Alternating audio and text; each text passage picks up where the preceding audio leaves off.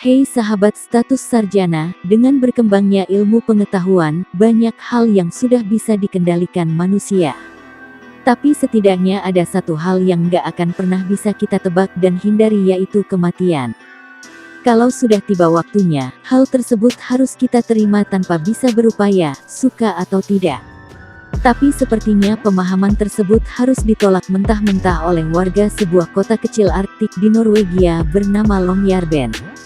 Pasalnya di kota tersebut berlaku sebuah undang-undang yang sudah disahkan pemerintah setempat yang isinya melarang warganya untuk meninggal dunia.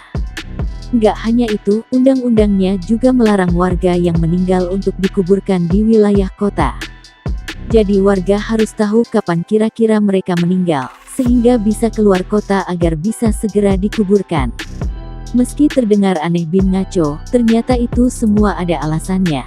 Nah, status sarjana akan membagikan beberapa informasi menarik yang mungkin akan membuat kamu terkejut setelah menontonnya. Penasaran? Mari kita simak kota ini melarang warganya meninggal versi status sarjana.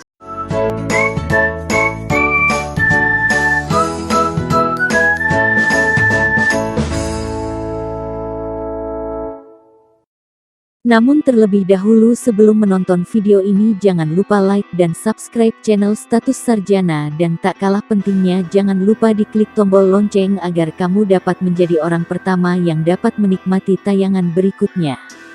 1. Pemerintah Longyearbyen mengeluarkan larangan meninggal untuk melindungi warga lain. Larangan meninggal di Longyearbyen sudah ada sejak tahun 1950-an. Aturan tersebut berlaku karena kondisi permafrost atau tanah yang membeku, sehingga bakteri dan serangga pengurai kesulitan hidup. Alhasil, jenazah yang dikubur nggak akan pernah bisa membusuk secara alami. Longyearbyen sendiri hampir selalu bertemperatur rendah dan diselimuti salju karena memang berlokasi di wilayah kutub. Jadi jika ada yang kekeh menguburkan jenazah, maka mayat itu akan selalu utuh. Hal ini akan berbahaya jika jenazah punya riwayat penyakit, sebab virus akan tetap bisa hidup dan beresiko menginfeksi warga ketika tanah yang tadinya beku mencair. Bahkan virus flu Prancis yang sempat jadi pandemi pada tahun 1971 sampai tahun 1920 masih bersemayam pada jenazah-jenazah yang dikubur sebelum larangan berlaku.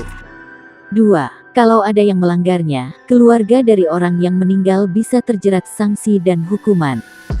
Larangan meninggal ini merupakan upaya pemerintah agar nggak ada jenazah yang dikuburkan di wilayah kota, sehingga warga yang masih hidup bisa terlindungi dari berbagai risiko buruk. Bukan artinya seluruh warga Longyearbyen dipaksa harus terus hidup. Meski begitu, kematian dan kuburan masih masuk ke dalam tindakan ilegal karena secara tertulis dilarang dalam undang-undang.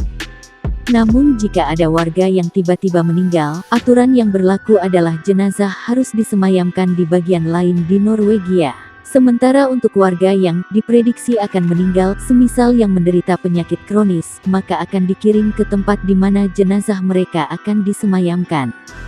Jika ada warga yang sudah diprediksi secara medis umurnya nggak panjang lagi dan meninggal di Longyearbyen, maka keluarga yang bersangkutan bisa terjerat sanksi dan hukuman.